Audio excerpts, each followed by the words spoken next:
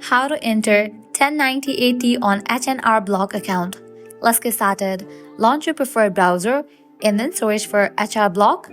With that, different website links will appear. Navigate to this one website option, hrblock.com, open it. With that, it will be directed to the official website of it. Once you're in the website, now at the top right corner, you're going to find 3 bars. Click on it. Then select the option of sign into my block. You'll be directed to the login page. Now go ahead and provide your credentials and log into your account. If you don't have an account, you will need to create one. Next, start a new tax return or continue from where you left off if you already have started.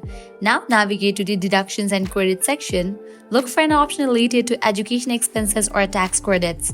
Select education expenses to enter the details from your form 1098T. Now grab your form 1098T and enter the details.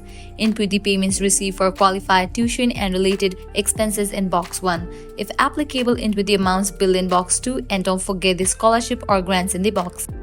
This software may ask additional questions to determine your eligibility for education credits like American Opportunity Tax Credit or the Lifetime Learning Credit.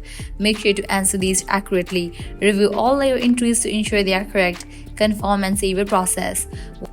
Once you have entered all necessary information and reviewed your tax return, you can proceed to file it electronically or print and mail it, and that's it. This is how you can enter 1098T on H&R Block account. If this video was helpful, don't forget to like, share and subscribe to our channel. Thanks for watching.